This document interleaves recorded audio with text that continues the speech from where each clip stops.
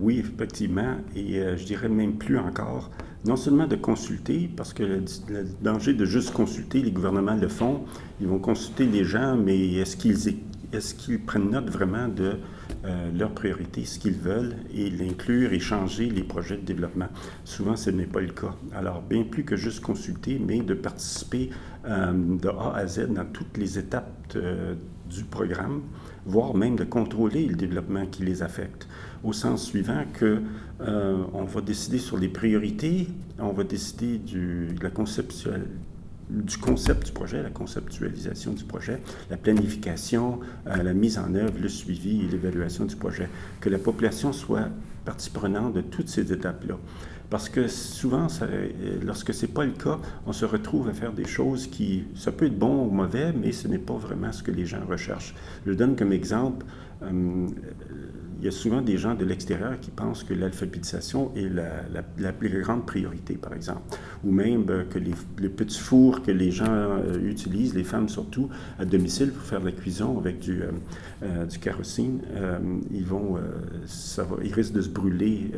Alors, ils vont penser qu'ils ont besoin de l'énergie solaire, il y a des façons de leur donner ça, et aussi de financer l'alphabétisation. Tandis que si on demande, puis c'est un vrai cas en Inde, dans certaines régions là, comme telles, ils vont dire non, c'est pas l'alphabétisation ou même ça ou l'énergie solaire qui est la priorité, c'est beaucoup plus le fait d'avoir un emploi ou si on en a un avec un salaire qui est moindrement décent, en tout cas qu'on est capable de survivre, et avoir un lapin de terre pour qu'on soit capable de faire pousser notre propre nourriture. Alors pour eux, ça c'est la priorité, des priorités.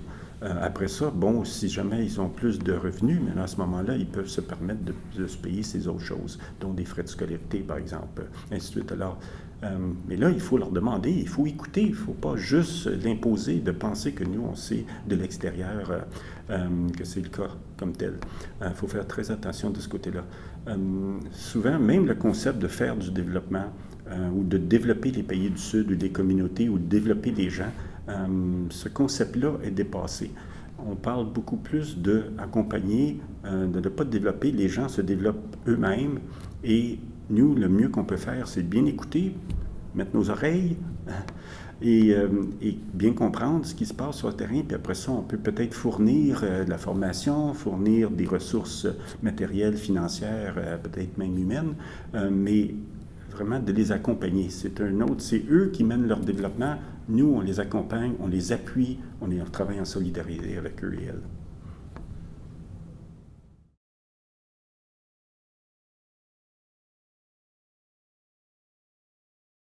Ça dépend de leur taille ou plutôt de leur dépendance, le besoin qu'ils ont pour ces fonds-là.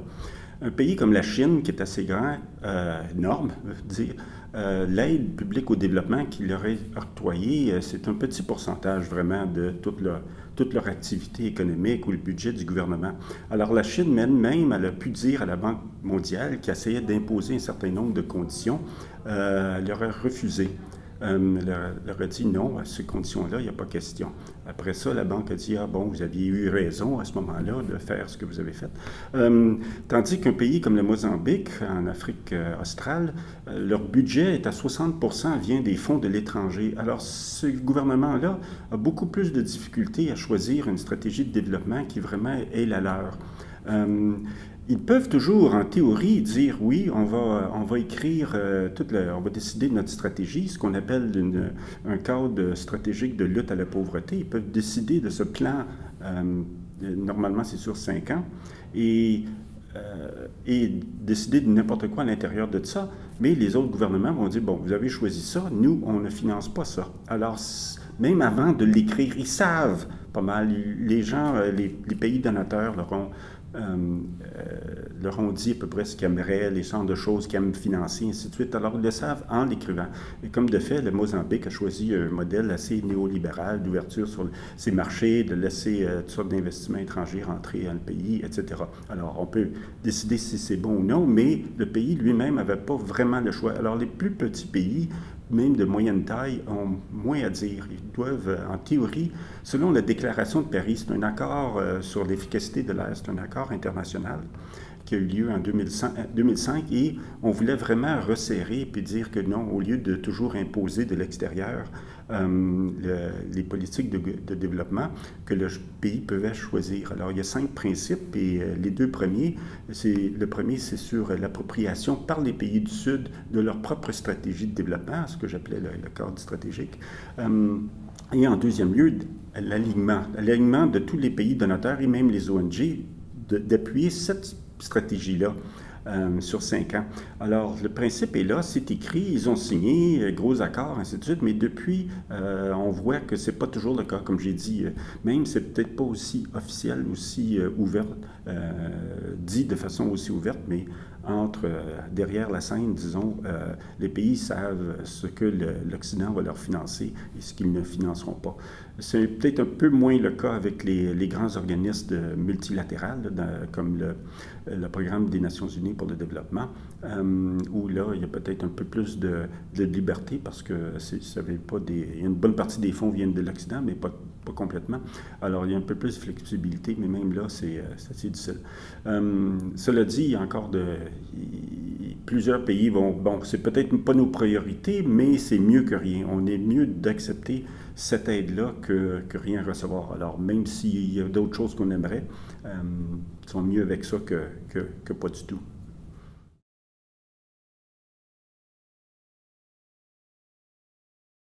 La gestion axée sur le résultat, c'est sorti dans les années 1990. Ça faisait partie de tout ce mouvement-là pour essayer d'améliorer la productivité du secteur public. C'est sorti du secteur privé qui, après ça, a essayé de mettre... C'est juste un des moyens, il y en a plusieurs autres moyens d'accroître la productivité dans une entreprise ou dans le secteur public. Et dans le domaine du développement international, on disait que, bon, il y avait des critiques à propos de l'aide publique au développement, ça n'accomplissait pas autant que ça devrait, ou pas du tout, c'est vraiment critique, que ce soit de la droite ou de la gauche. La gauche disait, bon, c'était mal fait, il y a d'autres priorités, d'autres façons de le faire, et surtout d'en faire plus, mettre plus d'argent, puis la droite disait, on devrait tout couper, c'est juste les investissements du secteur privé qui devraient être la grande priorité, et on laisse tomber le reste. Mais la gestion axée sur les résultats, du côté positif quand même, l'avantage, c'est qu'on peut spécifier très bien et clairement les objectifs et les résultats qu'on essaye d'atteindre dans 1 an, dans 5 ans, à long terme. C'est spécifié, il y a des indices pour voir comment est-ce qu'on s'en va dans cette direction-là. Alors, on n'est pas pris maintenant avec les activités. Avant, on signait un contrat, qu'on dit qu'il fallait faire un certain nombre d'activités. Maintenant, les activités sont secondaires dans un sens. On commence avec un certain nombre d'activités, on voit où on s'en va, on suit les statistiques pour voir où on s'en va. Et si ça ne fonctionne pas, on ne s'en va pas dans la bonne direction, on doit changer nos activités en cours de route pour essayer d'atteindre au maximum les résultats qu'on s'est fixés. Ça, c'est le bon côté. Le moins bon côté, c'est que souvent, c'est très quantitatif, c'est très mécanique. Même le processus est assez linéaire, en voulant dire, si on veut accroître les revenus des gens de 50% d'ici 5 ans, on dit, bien après ça, il faut accroître les revenus, par exemple, de 10% chaque année. Bien, ça ne fonctionne pas vraiment comme ça, le développement d'une société. Ça va peut-être prendre du temps à démarrer avant de former les gens, etc. Puis après ça, bon, ils commencent leur propre petite entreprise ou ils sont capables d'avoir des emplois mieux rémunérés, par exemple, ou sur les terres agricoles de produire. Mais puis il y a des hauts et des bas. C'est comme ça, la société, des va-et-vient. Apprendre, le développement lui-même, c'est de changer des comportements, des approches, des façons de faire. C'est pas mécanique, c'est tout sauf mécanique. Alors, c'est ça une des grosses critiques de la gestion axée sur les résultats. Je donne l'exemple en agriculture. Il y a souvent des fermiers, c'est des gens normalement qui sont à peu près les plus conservateurs, au sens suivant que s'ils manquent leur récolte, la famille, eux et leur famille, les membres de leur famille risquent de ne pas manger pendant plusieurs semaines, mois, voire. Alors, avant de les amener à changer les méthodes agricoles qu'ils utilisent, il faut vraiment leur démontrer que ça fonctionne, avoir une terre à côté. Puis là, lorsqu'on leur demande de le faire, bien là, au lieu qu'ils changent toutes leurs méthodes sur tout leur terrain, qu'on prenne juste une petite partie, peut-être un 10 ou 20% de leur terre. Comme ça, si jamais ça ne fonctionne pas, ils ne perdent pas toute la récolte.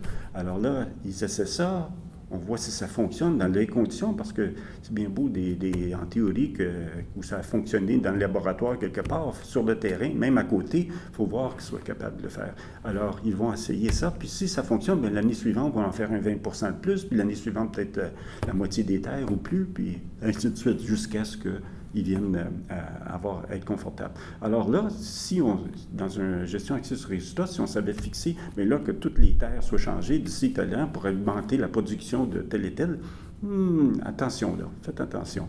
Il ne faut pas bouleverser et puis risquer la vie des gens juste parce que c'est écrit sur papier.